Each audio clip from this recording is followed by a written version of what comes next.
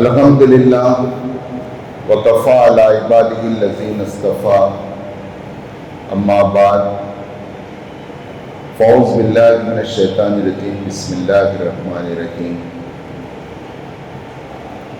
فہب لی من لدنک ولییا یرثنی ویرث آل یعقوب واجعلہ ربی رضیہ۔ قال رسول اللہ صلی اللہ علیہ وسلم اکرموا اولادکم، او کما قال رسول اللہ صلی اللہ علیہ وسلم۔ محترم برادران اسلام،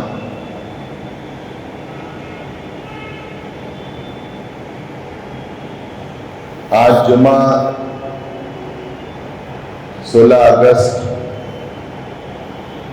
2024 کے موقع پر ہم آپ کے سامنے نئی نسل کی تعلیم و تربیت کے موضوع پر کچھ باتیں رکھیں گے۔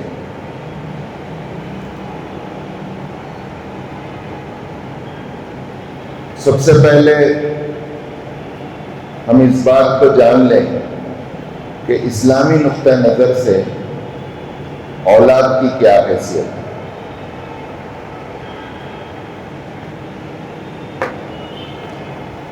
کلام پاک بتاتا ہے اور رسول اللہ صلی اللہ علیہ وسلم کے ارشادات سے معلوم ہوتا ہے کہ اولاد اللہ کی جانب سے ایک تحفہ ہے، گفٹ ہے، اور پھر یہ ایک بہت بڑی خدا کی جانب سے عطا و بخشش اور نعمت ہے۔ پھر اس کی حیثیت ہمارے پاس اللہ کی طرف سے ایک امانت کی ہے۔ اس امانت سے یہ بات معلوم ہوتی ہے کہ وہ کوئی ہمارے ملازم نہیں ہیں، ہم ان کے کوئی آقا نہیں ہیں، بلکہ یہ امانت ہونے کے نتیجے میں ہمارے لیے امتحان بھی ہے، ذمہ داری بھی ہے۔ عموماً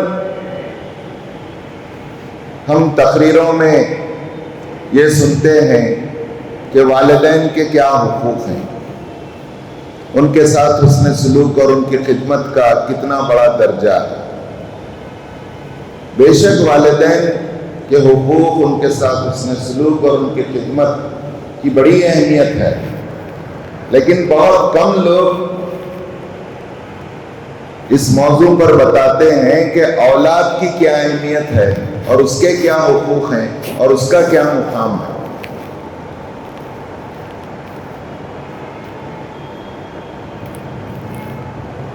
اولاد کے متعلق رسول اللہ صلی اللہ علیہ وسلم نے کہا، فرمایا، جس حدیث کو میں نے ابتدا میں تلاوت کی، اکرموا اولادکم، تم اپنے اولاد کی عزت اور تکریم کرو۔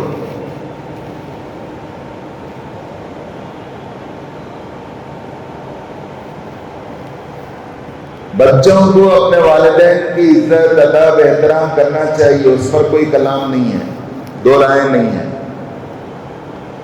لیکن عموماً والدین اس چیز کو نظر انداز کرتے ہیں، اس لیے اللہ کے رسول صلی اللہ علیہ وسلم نے یاد دلایا، اکرموا اولادکم، تم اپنے اولاد کی بھی عزت اور تکریم کرو۔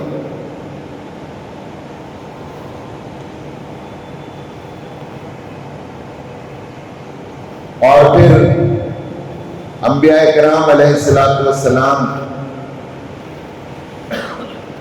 کی دعاؤں سے جو قرآن مجید میں جنہیں جگہ دی گئی ہے، جس میں خاص طور سے حضرت ابراہیم علیہ السلام کی دعا ہے، حضرت زکریا علیہ السلام کی دعا ہے۔ میں نے جو آیات پڑھی وہ سورہ مریم کی آیات ہیں، جس میں حضرت زکریا علیہ السلام نے دعا کی ہے بڑھاپے میں۔ ابراہیم علیہ السلام نے بھی دعا کی، فہبلی من الصالحین، اللہ مجھے صالح اولاد عطا کر۔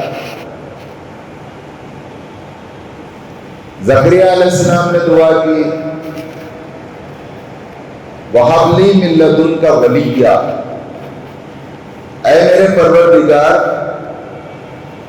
مجھے وہ اولاد دے جو میری جانشین ہو، میں جو نبوت کا کام کر رہا ہوں میرے بعد یہ کام اور یہ سلسلہ رک نہ جائے، یہ کام میری نسل میں جاری رہے۔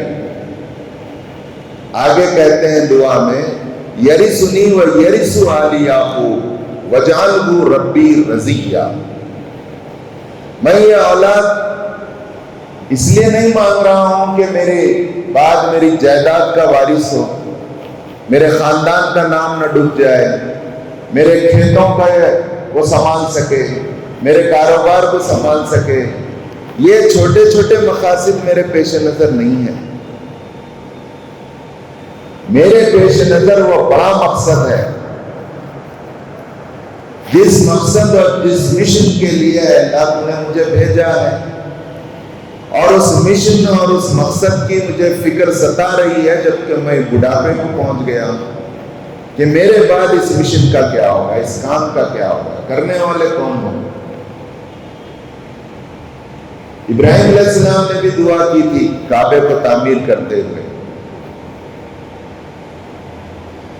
وہ دعا ہی کا نتیجہ ہے۔ علماء کرام کہتے ہیں کہ بنی اسرائیل میں تو بہت آئے، یعنی بنی اسحاق میں بہت سے انبیاء آئے، وہ بھی آپ کی دعا کا نتیجہ تھا، لیکن بنی اسماعیل میں 2500 سال کے بعد احمد مصطفیٰ محمد مصطفیٰ خاتم النبیین صلی اللہ علیہ وسلم کو اللہ نے پیدا کیا۔ تو اس سے معلوم ہوتا ہے کہ کسی کے پاس اولاد جاگیر املاک جائیداد سنبھالنے کے لیے، خاندان اپنا نام باپ دادا کا روشن رکھنے کے لیے، ہو سکتا ہے یہ غیر اسلامی تصور ہے اگر صرف یہی مقصد ہو۔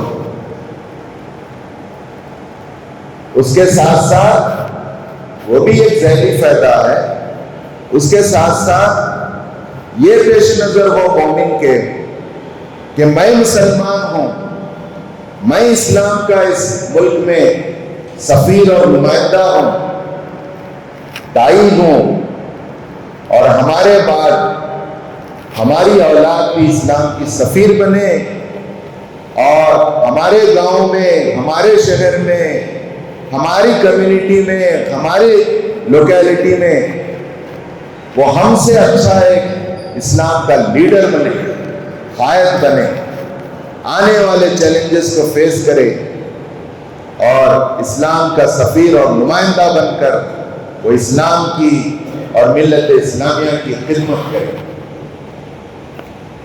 سوچ کے بدل جانے سے اولاد کا حصول عبادت ہو جاتی ہے، اس پر خرچ کرنا صدقہ ہو جاتا ہے، اگرچہ کہ ہم اپنی اولاد پر خرچ کر رہے ہیں، اس کو مسکرا کر دیکھنا صدقہ ہو جاتا ہے، اور اس کی تعلیم و تربیت سے، اس کی پرورش سے جنت واجب ہو جاتی ہے۔ کتنا بڑا فرق ہے اس سوچ کی وجہ سے ان نتائج کا۔ آئیے ہم اپنی اولاد کو خدا کی نعمت، خدا کا تحفہ، خدا کی امانت اور ہمارے لیے ایک ذمہ داری سمجھتے ہوئے، اسے اللہ کا عطا اور بخشش سمجھتے ہوئے اسے گلے لگائیں، اس خیال سے کہ یہ مستقبل کا داعی ہے، یہ مستقبل کا لیڈر ہے۔ محترم حضرات،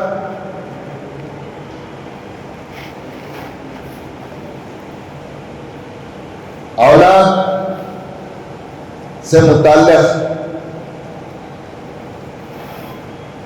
ہم دیکھتے ہیں کہ اسی نظریے کو، نظریہ توحید کو، ادھر بچہ ماں کے پیٹ سے جنم لیتا ہے، ادھر پہلا حکم ہے کہ جلد سے جلد اس کے سیدھے کان میں اذان دی جائے اور پھر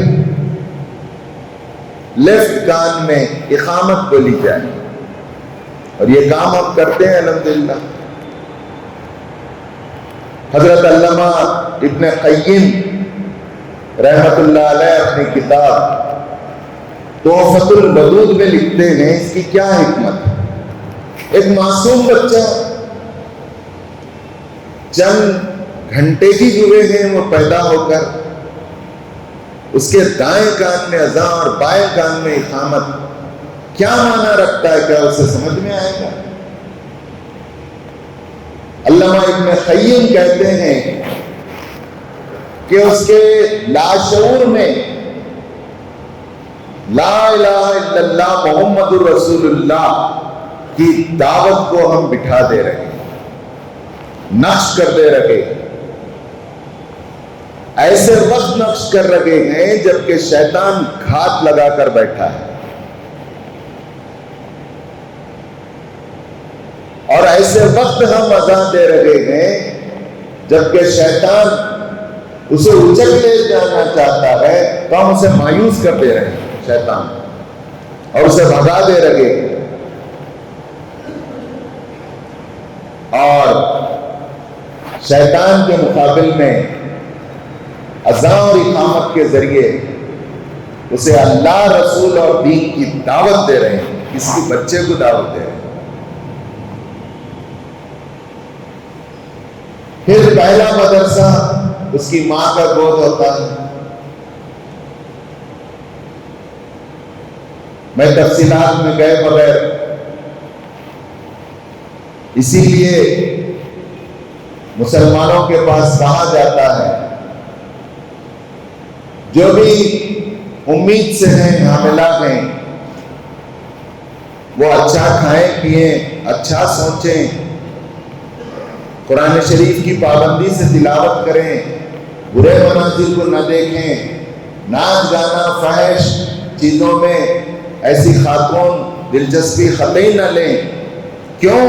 کیونکہ اس کے پیٹ میں جو بچہ بڑھ رہا ہے وہ اس کا اثر قبول کرے۔ سائنس بھی اس کی تصدیق کرتی ہے۔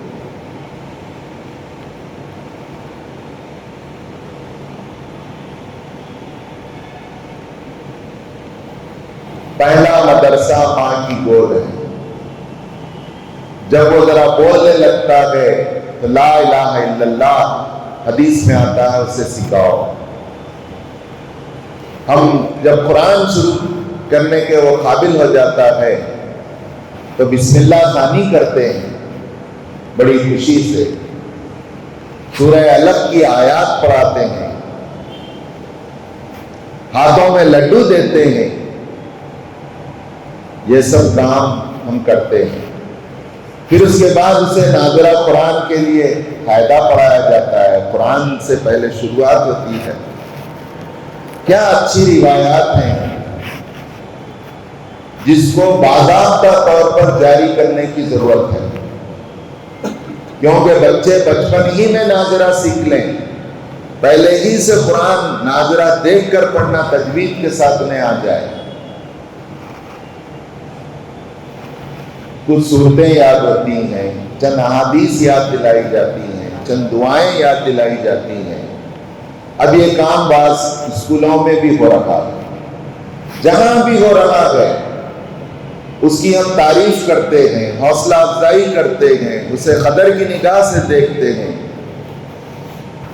لیکن میں آپ سے کہنا چاہتا ہوں یہ دینی اور عربی تعلیم بچہ ذرا شعور سنبھالنے تک جاری رہتی ہے، اس کے بعد قرآن ختم ہوئی تو اور ایک دعوت ہوتی ہے، وہ تعلیم بھی ختم ہو جائے۔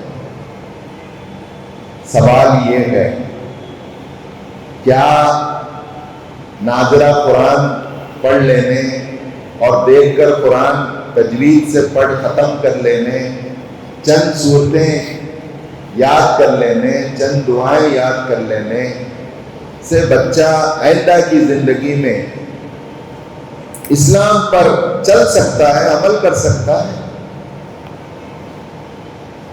تو آج اور ایسے معاشرے میں جو سیکولر معاشرہ ہے، لادین معاشرہ ہے، جس میں الحاد جگہ جگہ ہے، کیا وہ نظریہ توحید پر جم کر رہ سکتا ہے اور پیش کر سکتا ہے؟ اس کے لیے مزید اسلامی تعلیم چاہیے کہ نہیں چاہیے؟ ہم 9 سیڑھی چڑھے ہوں گے، اس کے بعد ہم رک جا رہے ہیں، بچے کو روک دے رہے ہیں۔ خالی سرکاری تعلیم، ٹھیک ہے، سرکاری تعلیم، عصری تعلیم جو پڑھا رہے ہیں آپ پڑھائیے، لیکن اس کے ساتھ اللہ اور اس کے رسول کی پسند اور ناپسند کیا ہے یہ اسے معلوم ہے۔ بھلے وہ عالم دین نہ بنے، اگر آپ حافظ عالم بناتے ہیں تو اس کی بڑی اہمیت ہے، لیکن سب سے یہ ممکن نہیں ہے کہ سب بچوں کو عالم حافظ بنا دے۔ لیکن یہ تو ضروری ہے کہ ہر بچہ اور بچی کو یہ معلوم ہو کہ جائز کیا ہے، ناجائز کیا ہے، حلال کیا ہے، حرام کیا ہے، کن باتوں سے اللہ خوش ہوتا ہے اور کن باتوں سے ناخوش ہوتا ہے۔ پیارے نبی کریم صلی اللہ علیہ وسلم کی پوری زندگی اسوہ حسنہ ہے، تو آپ کی سیرت مبارکہ کیا ہے، یہ تو ہر مسلمان کو معلوم ہونا چاہیے۔ اتنا تو معلوم ہو جائے کہ اسلام کس کی اجازت دیتا ہے، کن باتوں اور کن کاموں کی اجازت کرنے کی دیتا ہے، اور کن باتوں اور کن کاموں کو نہ کرنے کی اجازت دیتا ہے۔ الحمدللہ جہاں یہ تعلیم ہو رہی ہے، ایسے پیارے نمونے بھی ہمارے سامنے آ رہے ہیں، اسکولوں میں، کالجوں میں، کھیل کے گراؤنڈوں میں، گراؤنڈز پر۔ انگلینڈ کے ہاشم آملہ نے کہا تھا کہ میں داڑھی کے ساتھ گیمز میں حصہ لوں گا، آئی پی ایل میں حصہ لوں گا، تو انہوں نے کہا کہ ہمارے رولز کے حساب سے آپ نہیں لے سکتے۔ تو Hashim Amla out of I P L کر دیے گئے۔ اتنی بڑی داڑھی ہے، آپ دیکھو ہم کو انٹرنیٹ، موئن علی ویسی چاہیے۔ ابھی حال میں جو اولمپک ہوئے، پیرس کی ایک لڑکی باسکٹ بال چیمپئن ویبانا کونٹے حجاب میں حصہ لینا چاہ رہی تھی، تو انہوں نے کہا کہ آپ حصہ نہیں لے سکتے۔ ویابا کونٹے اس طرح کچھ نام ہے اس بچی کا، تو اس نے آؤٹ آف اولمپک ہو گئی۔ ہماری ریاست کرناٹک میں منڈیا میں جس لڑکی نے حجاب پر وہ کالج گئی تھی، جب اس کے پیچھے کچھ لوگ نوجوان آوازیں کرنے لگے تو اس نے اللہ اکبر کہتے ہوئے نکل گئی۔ تو یہ اسی وقت ممکن ہے جب ماں باپ، گھر کی تعلیم اور ماحول، دینی اور اسلامی اور عربی تعلیم جو ہو رہی ہے، اس کے ساتھ ساتھ 5-7 سال کے بعد بچہ اصل جو بھلے برے کی تمیز جانتا ہے، وہ 13 سال سے 19 سال ہائی اسکول کی عمر میں، اور پھر 20 سال سے تقریباً 26 سال 25 سال کالج کی عمر میں اسے بڑے چیلنجز ہیں۔ ان چیلنجز کا مقابلہ کرنے کے لیے اسے باہمت، باجرأت لیڈر بنانے کے لیے، اسلام پر قائم رکھنے کے لیے، آج اسے جو چیلنجز ہیں اس کا مقابلہ کرنے کے لیے اسے صحابہ کے واقعات، پیارے نبی کریم صلی اللہ علیہ وسلم کی سیرت، قرآنی واقعات، جائز کیا ہے ناجائز کیا ہے یہ معلوم ہو، حلال کیا ہے حرام کیا ہے یہ معلوم ہو، ورنہ بیڈ کمپنی بیڈ گینگ اسے گھیر لے گی، اور شیطان ہر جگہ تاک میں ہے، اور یہ عمر ایسی ہے کہ وہ پھسل نہ جائے اور ہم ہاتھ ملتے نہ رہ جائیں۔ میں اپنی بات مختصر کرتے ہوئے آپ سے پوچھنا چاہتا ہوں، کیا آج صرف نماز روزے اور وضو کے مسائل معلوم ہونے سے کیا ہم آج کے چیلنجز کا ہمارے بچے اور بچیاں مقابلہ کر سکتے ہیں؟ نماز تو پڑھ سکتے ہیں، روزہ تو رکھ سکتے ہیں، کیا انہیں شادی کے فرائض اور واجبات معلوم کرانے کی ضرورت نہیں ہے کہ شادی کس سے کی جا سکتی ہے؟ ایک مسلمان بچہ اور ایک مسلمان بچی کس سے شادی نہیں کر سکتی، کس سے شادی کر سکتی ہے؟ کیا یہ آج کے مسائل نہیں ہیں؟ آج مادہ پرستی اور موبائل کے ذریعے سے جو بڑے بڑے چیلنجز ہیں، خود پسندی، پیسہ چاہے کسی ذریعے سے آئے، دھوکہ دہی سے آئے، مرڈر کے ذریعے آئے۔ ابھی گزشتہ ہفتے ہمارے ہی قریب کے موضع منہلی میں ایک مسلم نوجوان دوسرے مسلم نوجوان کا مرڈر کیا اور آ کر منہلی پولیس اسٹیشن میں بیٹھ گیا۔ ایسے کئی مثالیں ہیں۔ کیوں؟ پیسہ ہونا، پیسے کے لیے جان بھی لے سکتے، کہیں دوست کی جان لی جا رہی ہے، کہیں باپ کی جان لی جا رہی ہے، برے لت اور اس کا شکار ہو رہے گی۔ میں آپ کو آخر میں دو نمونے آپ کے سامنے رکھ کر اپنی جگہ لوں گا۔ جو بڑے بڑے لوگ گزرے ہیں، ان کے والدین نے ان کی تعلیم و تربیت کی بچپن ہی سے خاص اہتمام کیا ہے، تبھی تو جا کر وہ بڑے ہوئے۔ نام بعد میں بتاؤں گا۔ ایک گھر پر فقیر آتا ہے، مانگتا ہے، مانگنے پر اسے دیا جاتا ہے، دینے کے بعد پھر مانگتا ہے، دوبارہ دیا جاتا ہے، پھر مانگتا ہے، دوبارہ دیا جاتا ہے۔ وہ بچہ اپنے بچپن کا واقعہ لکھتا ہے اور کہتا ہے کہ مجھے غصہ آیا اور میں جا کر اس فقیر کو دھکیل دیا اور وہ فقیر گر گیا، جو کچھ مانگ کر جمع کیا تھا وہ سب بکھر گیا۔ اتنے میں میرے ابو دروازے پر آ گئے۔ نواب کی ڈیوڑی تھی، نوابی گھرانہ تھا۔ آ کر مجھے دیکھنے لگے، پھر میں نے ابا کی طرف دیکھا تو ابا کی آنکھوں میں آنسو تھے، اور ابا نے مجھ سے کہا، اے بیٹا، کل میدان حشر برپا ہوگا، سارے لوگ وہاں جمع ہوں گے، ہمارے پیارے آقا پیارے نبی صلی اللہ علیہ وسلم بھی موجود ہوں گے، اور اللہ تعالیٰ اس بھرے مجموعے میں مجھ سے سوال کرے گا، اے فلاں تو نے اپنے بیٹے کی کیسے تعلیم و تربیت کی؟ بیٹا میں اس دن لاجواب ہو جاؤں گا، بیٹا میں اس دن شرمندہ ہو جاؤں گا۔ ابو کی خوف آخرت، مجھ سے محبت آنسوؤں میں ڈھل گئی اور وہ میرے دل میں اتر گئی، اور میں نے اسی وقت ایسی سچی توبہ کی۔ وہ بچپن کا دن تھا اور آج کا دن ہے، دنیا مجھے علامہ اقبال کے نام سے یاد کرتی ہے۔ ایک اور واقعہ سنا کر اپنی جگہ لوں گا، بات ختم کروں گا۔ دور اول کا واقعہ ہے۔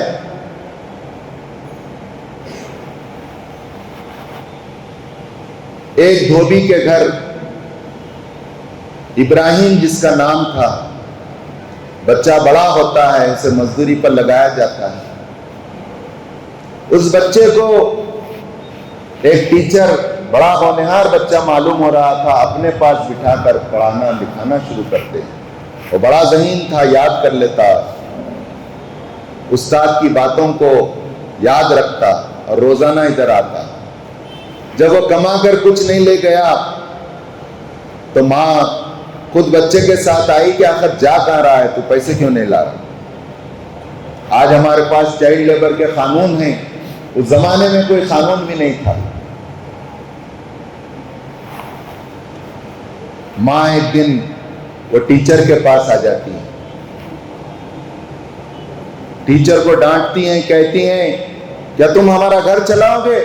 کیوں بچے کو روک رہے ہو یہاں پر؟ میں کام کے لیے بھیج رہی ہوں. وہ ٹیچر کو اللہ نے نوازا تھا، انہوں نے بڑے حکیم و دانا تھے، سمجھ گئے کہ ان کے معاشی حالات اچھے نہیں ہیں. ماں سے کہا کہ یہ مہینے میں جتنا آپ کو لا کر پہلے دیتا تھا وہ ابھی بھی لا کر دے گا. کہا کہ ہمیں اتنے پیسے مل جائیں تو کافی ہے. وہ پیسے ٹیچر پہنچا دیا کرتے، اور اس وقت ماں سے اس ٹیچر نے کہا تھا، او مائی یہ تیرا بچہ، اس بچے کو تو سوکھی روٹیاں کھلانا چاہتی ہے، جبکہ یہ بچہ بادام اور پستے کا فالودہ کھانا چاہتا ہے، انہیں بڑا بننا چاہتا ہے، تو اسے لیبر بنانا چاہتی ہے. ایک دن خلیفہ ہارون رشید کا زمانہ ہے. ہارون رشید خلیفہ کی میٹنگ چیف جسٹس سے ہو رہی تھی. خادم نے بادام اور پستے کا فالودہ پیش کیا. خلیفہ نے اس پیالے کو لیا اور چیف جسٹس سے کہا کہ تم بھی لو، لیکن ان کے آنکھوں میں آنسو تھے. کہا کہ یہ فالودہ پیش کیا جا رہا ہے، تم بھی اسے پیو، لذت لو. کہا کہ مجھے ٹیچر یاد آ رہے، میرے ٹیچر نے مجھ سے کہا تھا، وہ دن میں نے قریب ہی میں آج دیکھ لیا. میری ماں سے کہا تھا کہ او مائی تم اس بچے کو روکھی سوکھی روٹیاں کھلانا چاہتی ہو، جبکہ یہ بچہ بڑا ہو کر ایسے عہدے پر پہنچے گا جس کے سامنے بادام اور پستے کا فالودہ پیش کیا جائے. کہا کہ وہ میرے ٹیچر حضرت امام ابو حنیفہ رحمۃ اللہ علیہ کے، اور وہ چیف جسٹس حضرت امام ابو یوسف ہیں جو ان کے شاگرد تھے. میں اپنی بات ختم کرتے ہوئے آخری پیغام آپ سب کو دینا چاہتا ہوں. آج نئی نسل پر ہم رحم کریں، اسے بڑے چیلنجز کا سامنا ہے، اور اس سے دل ٹوٹ کر محبت کریں، کیونکہ یہ ہمارے مستقبل کا لیڈر ہے. اللہ نے اسے اس مسائل کے دور میں پیدا کیا ہے، تو اللہ عالم الغیب ہے، جانتا ہے کہ یہ نئی نسل کے اندر مسائل کو حل کرنے کی طاقت اور صلاحیت ہے.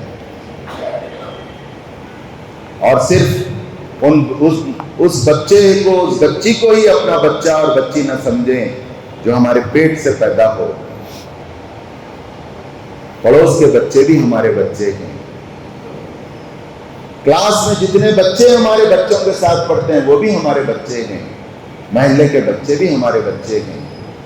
میں اولڈ سٹی کی ایک بستی میں گزشتہ جمعہ گیا، عصر کے بعد کا وقت تھا، فرسٹ فلور پر ملنے گیا تھا، تو مجھے ایک منظر بتایا گیا سامنے کی بلڈنگ کا.